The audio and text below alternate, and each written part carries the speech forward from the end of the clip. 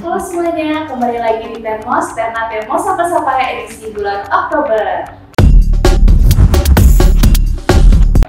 Nah, kebetulan kali ini kita akan membahas terkait transfer ke daerah atau TKD. Mungkin banyak teman-teman di sini yang udah sering dengar ya apa itu TKD, terutama kalau di perbincangan masyarakat itu terkait dengan desa, dana bos. Nah, itu tuh salah satu bagian dari TKD. Oh iya, perkenalkan, saya Afro yang akan menjadi host pada podcast kali ini. Dan kita tentu saja tidak akan sendirian karena kita akan dibersamai dengan orang terpercaya terkait TKD, yaitu Pak Mirza Soeharta. Pak Mirza, Halo, Afro. gimana Pak? Sehat kabarnya? Alhamdulillah. Alhamdulillah. Afro gimana? Alhamdulillah sehat juga Pak. Dihirup-pikuk akhir triwulan ini ya Pak, yang lumayan volumenya rada meningkat. Oh ya teman-teman, kalau misalkan belum tahu nih, yang ada di sebelah saya adalah Pak Mirza. Kebetulan Pak Mirza ini sebagai Kepala Seksi Bank di KPPN Ternate dan sekaligus tangan kanan dari KPA penyalur TKD. Dan teman-teman operator Pemda mungkin udah sering dengar ya yang namanya Pak Mirza, karena lebih sering kontakkan sama Pak Mirza dibanding sama saya. Oke Pak, lanjut aja ke pertanyaan pertama dari netizen nih Pak. Boleh nggak sih Pak dijelaskan terkait apa sih itu TKD dan apa aja TKD itu terdiri dari apa aja? Baik.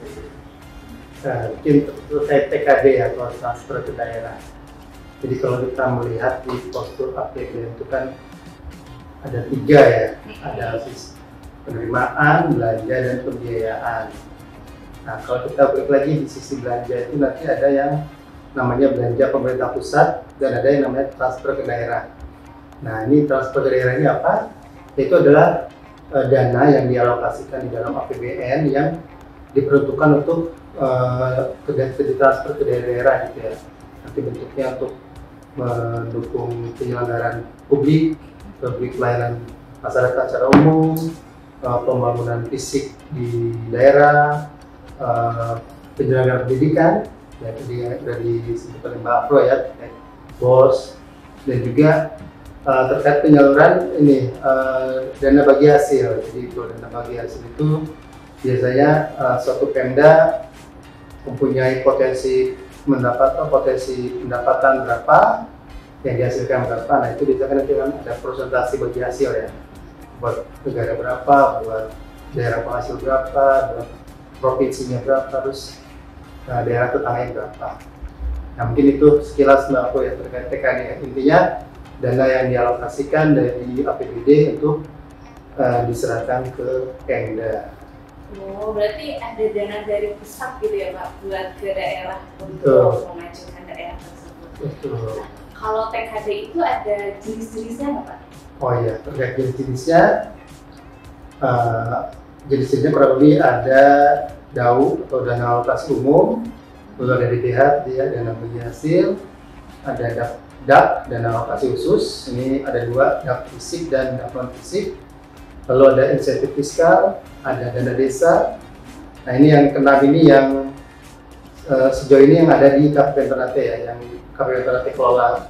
Selain itu ada juga transfer ke daerah yang tidak ada di KPPN Ternate, misalkan hibah buat daerah, terus dana otonomi khusus, dana keistimewaan untuk Jakarta, dan ya itu sepertinya yang tidak ada kita 3 itu aja. Jadi total 9 ya. Berarti ada 6 ya yang untuk 6 yang ada di KPPN Ternate dan ada 3 yang di KPPN yang tersendiri gitu. Nah, kan tadi kan ada 6 ya Pak, ada DAU, DBH, DAK fisik, DAK non fisik, insentif fiskal, dan juga dana desa. Kira-kira nih sasaran atau alokasi untuk masing-masing ini peruntukannya untuk apa sih Pak? Bisa dijelaskan lebih, kayak misal nih kalau dana fisik khususnya untuk apa, kalau dana fisik untuk apa ya? Kalau DAU itu dari yang biasanya yang paling besar nih. Kalau DAU itu biasanya umumnya sih digunakan untuk belanja pegawai PNS daerah gitu ya. Kan setelah zaman desentralisasi untuk pegawai-pegawai yang masuk ke Pemda itu kan Pemda kan sebenarnya secara fiskal kurang inilah gitu ya, masih ada beberapa Pemda yang secara fiskal belum mandiri istilahnya gitu, belum besar pendapatannya, jadi masih perlu ibaratnya bantuan dari pemerintah pusat untuk membayar belanja pegawainya, sehingga adalah namanya DAU. Jadi kalau terkait DAU itu ada satu kata kunci yang biasanya selalu digunakan dalam perhitungan DAU, yaitu celah fiskal. Celah fiskal itu jadi kebutuhan dana suatu Pemda itu berapa, terus dia bisa mendapatkan pendapatan hasil dari berapa. Nah itu kalau ada gap, nah itulah namanya celah fiskal. Nah biasanya celah fiskal itu akan ditutup oleh DAU. Lalu ada yang kedua, ada DBH, dana bagi hasil. Ya ini yang tadi sempat saya singgung sedikit. Jadi dana bagi hasil itu kurang lebih ada tiga jenis ya, dana bagi hasil sumber daya alam, dana bagi hasil pajak, dan dana bagi hasil lainnya. Lainnya ini biasanya cukai hasil tembakau atau bisa juga dari ada sawit. Nah kalau sumber daya alam itu misalnya nih, kan di Maluku Utara kan udah beberapa tahun ini lagi booming nikel gitu ya. Jadi ada beberapa Pemda yang dia di situ ada pertambangan nikel, sehingga penghasilannya dari sumber daya alam nikel itu meningkat drastis gitu kan. Nah itu biasanya ada hitung-hitungannya, saya belum tahu juga sih sebenarnya rumusnya seperti apa. Nah nanti dari penghasilan si Pemda itu dari sumber daya alam nikel ini, mineral ini berapa, nanti ada persentase-persentasenya untuk daerah penghasil itu sendiri berapa, untuk provinsi berapa, terus nanti untuk daerah-daerah yang terkena eksternalitas negatif itu nanti tetap ada bagiannya. Jadi ibaratnya gotong royong lah gitu ya, jangan sampai ini daerah A masih punya nikel, tambang nikel menghasilkan pendapatan yang tinggi, tapi daerah tetangga sebelahnya miskin gitu kan, nggak punya apapun. Lalu ada fisik, kalau ini tentu dari nama fisik biasanya untuk pembangunan yang bersifat fisik. Kalau non fisik itu yang dokumen fisik itu untuk operasional sesuai dengan bidangnya ya. Kalau dari desa ya ini jelas saya untuk ke pemerintah desa biasanya untuk pemerintah biasanya akan mengatur penggunaan dana desa itu agar disesuaikan dengan prioritas nasional. Contohnya kalau tahun sekarang ini kan untuk penurunan angka kemiskinan ekstrim, penurunan stunting, dan juga untuk ketahanan pangan. Nah yang terakhir yang mungkin yang ada di Kabupaten Ternate yaitu insentif fiskal. Ini namanya juga insentif, ya misalkan insentif sama dengan bonus. Jadi diberikan buat Pemda-Pemda yang tentu saja berkiprah baik. Jadi seluruh Pemda nanti akan di ranking berdasarkan suatu klaster tertentu. Nanti beberapa ranking dari sekian ranking terbaik itu nanti itu akan mendapatkan bonus itu, insentif fiskal. Mungkin itu Mbak, sekilas-sekilas. Oh, berarti untuk insentif fiskal ini menarik ya Pak, karena akan menimbulkan persaingan sehat antara masing-masing Pemda, gimana caranya biar lebih baik kerjanya. Ya. Terus saya penasaran supaya yang terkait DBH itu. Jadi DBH itu ada kayak peruntukannya, misal kan mereka ini dapat bagian ya Pak dari salah satu daerah penghasil, terus habis itu yang lainnya itu nanti bakal dapat berapa persentasenya gitu kan. Nah nanti tiap daerah atas yang nilai yang dikasih itu harus diperuntukkan untuk apa gitu Pak, belanja apa atau bebas? Tentunya ada peruntukannya ya. Jadi kalau untuk DBH itu biasanya untuk mendukung program prioritas nasional gitu ya, biasanya untuk pembangunan jalan atau pembangunan sekolah gitu kan. Intinya tidak boleh tidak boleh Pemda tidak boleh semena-mena gitu dalam menggunakan dana bagi hasil itu. harus ada inilah peruntukannya. Oh, tetap ada harus ada. ini terkira. Saya kira harus apa namanya ya kayak reward terus habis itu bebas gitu. Tidak. Dia ada tetap ada peraturan penggunaannya. Terus nih Pak, kan dana dari pusat ini banyak ya. Maksudnya nilainya tidak sedikit disalurkan ke daerah.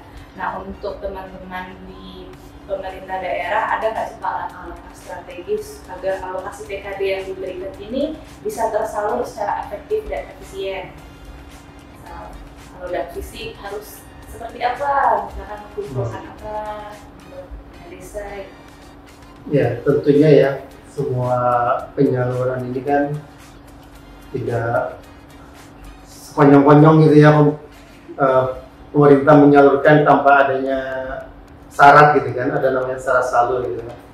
Kalau DAU itu ada syarat, kalau DAU yang mungkin ini agak rinci ya, DAU kan ada dua ya, ada block grant, ada DAU block specific grant.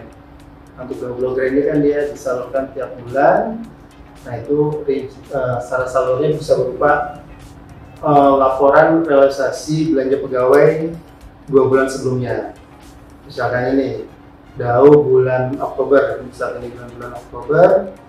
Nah itu syarat salur untuk DAU bulan Oktober itu adalah laporan realisasi belanja pegawai bulan Agustus 2 bulan sebelumnya.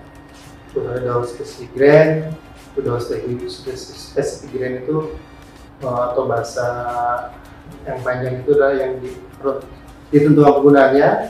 Ada DAU untuk bidang pendidikan, bidang kesehatan, bidang pekerjaan umum, penggajian masuk ke 3K, dan juga ada pendanaan kelurahan.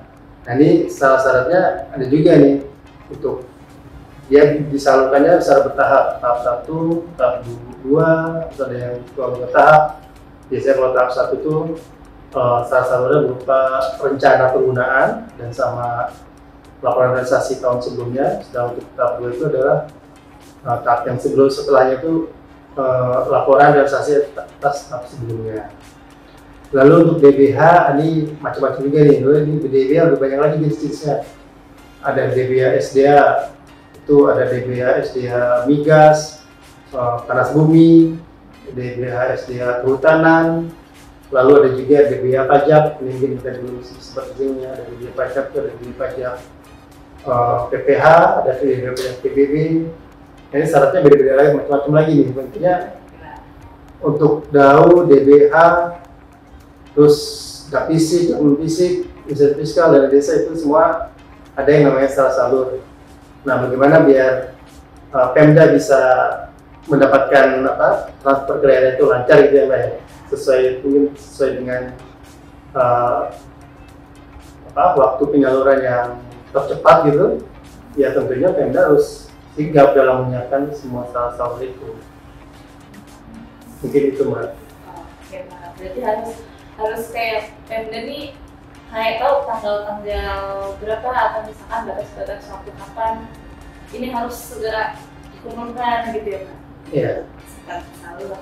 Iya betul, itu semuanya Pemda harus tahu syarat salurnya apa, kapan paling lambat, kapan paling cepat dan paling lambat disampaikan, terus berapa besarannya, dan kapan penyalurannya pun tentunya Pemda harusnya tahu ya gitu, biar mereka bisa tahu nih, oh saya sudah menyampaikan syarat salur tepat waktu, berarti kemungkinan nanti tanggal bulan ini atau tanggal segini saya sudah akan mendapatkan dana sebesar sekian, sehingga mereka bisa melakukan perencanaan tas 3 gitu. Oke Pak, terus kalau misalkan untuk air ini Pak, saya dengar ada isu terbaru ya Pak terkait penerbitan PMK 67 yang mengatur pilihan yang peraturan terbaru. Itu boleh diceritakan apa namanya resumenya? Oh ya, PMK 67 tahun 2024 ini merupakan pengganti dari PMK nomor 139 tahun 2019. PMK 139 ini dia sudah beberapa kali mengalami perubahan ya. Jadi saya pun sampai kalau mau ngecek terkait ada PMK nanya itu salah satunya apa ya, harus ngetres gitu kan, kita kan hidup ada di perubahan keberapa gitu kan. Nah ini dengan ada PMK yang baru ini, PMK 67 ini ya setidaknya saya bisa melupakan PMK yang lama, jadi mulai dari salah terkait daur dan dia bisa dari yang ini ya.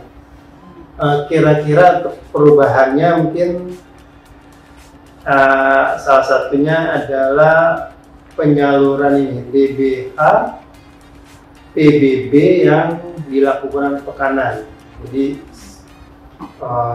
di PMK sebelumnya itu ada namanya DBH PBB perhutanan, pertanian, non migas lainnya dan sektor lainnya itu yang dia dilakukan apa KPPN dalam melakukan penyalurannya itu secara pekanan gitu Pak. Jadi mulai bulan Agustus misalnya itu bulan Agustus bukan 1 itu kita wajib untuk menyalurkan Pemda. Minggu keduanya nanti menyalurkan lagi itu biasa setiap bulanan. Nah, itu lumayan lah ya, lumayan menyita waktu karena kita harus setiap minggu harus melakukan penyaluran.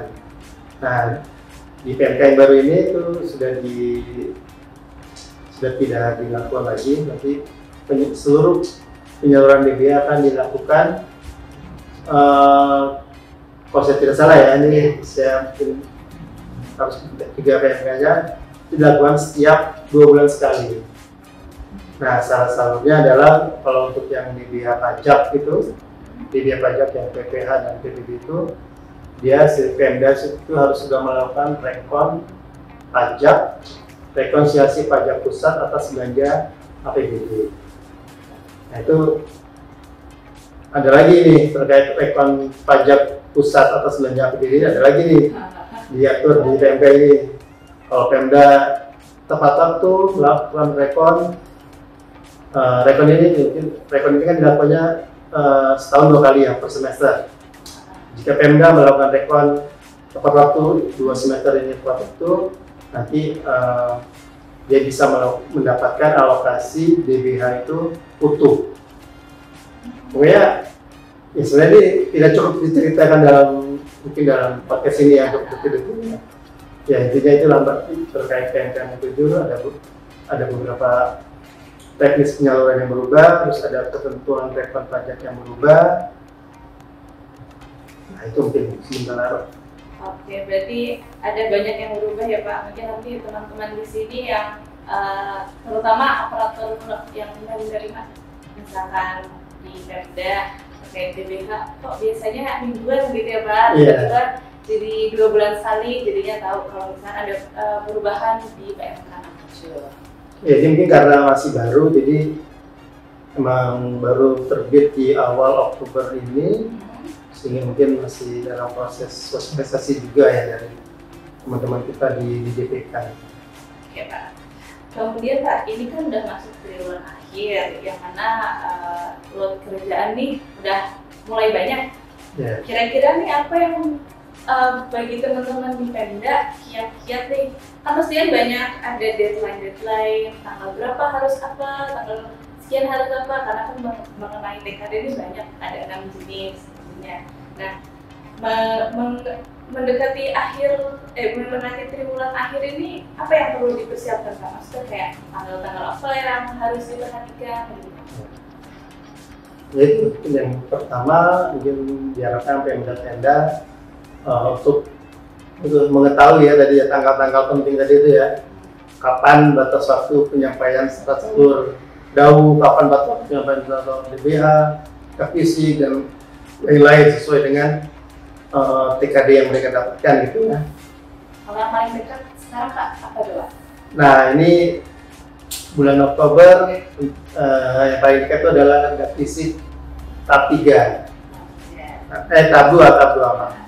Jadi Pemda dalam mengajukan penyaluran dak fisik tahap 2 itu sesuai dengan PMK 25 tahun 2024 itu adalah tanggal 22 Oktober pukul 17 WIB ya, waktu Indonesia Barat ya. Kalau kita di Ternate ya berarti pukul 19 WIB. Ini perlu jadi perhatian khusus ya teman-teman, karena tanggal 22 Oktober sudah menghitung beberapa hari lagi. Iya. Kemudian kalau nggak salah dana desa udah masuk tahap 2 ya Pak? Dana desa sudah masuk tahap 2 nih.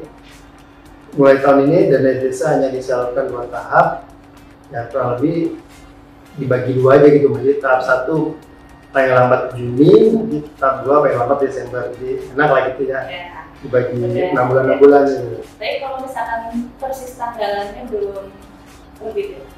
Kalau untuk tahap 2 dana desa paling lambat itu tanggal 20-an Desember gitu, Mbak. Ada aturannya itu di langkah-langkah akhir tahun.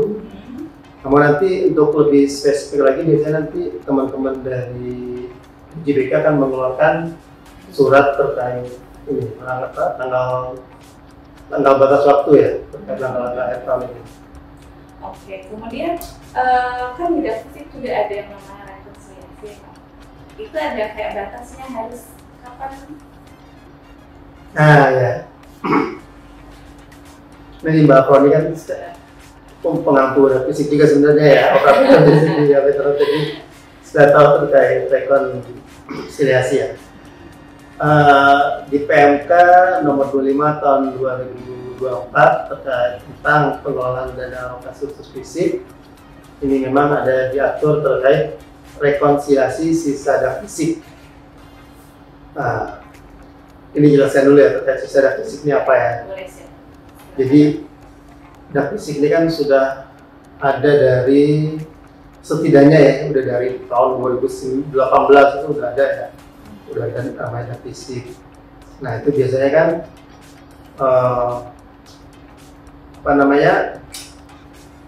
pemerintah pusat menyalurkan ke pemerintah daerah itu kan biasanya ada persentasenya ya.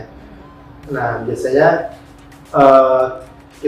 kita menyalurkan 100%, namun nanti oleh Pemda mungkin hanya terserap 95%, sehingga masih ada sisa 5%. Nah 5% ini biasanya nanti akan menjadi sisa di RKUD. Nah itu kan dari 2018, 2019 sampai terakhir ya berarti 2023 ini kan kalau ada sisa-sisa kan tentu kalau 5%. Kalau misalkan 5% saja kan udah berapa tuh kan dari yang itu besar nilainya lebih besar. Nah itu tentu akan kalau dikumulatifkan menjadi nilai yang lumayan lah gitu untuk membantu pembangunan di suatu Pemda gitu ya.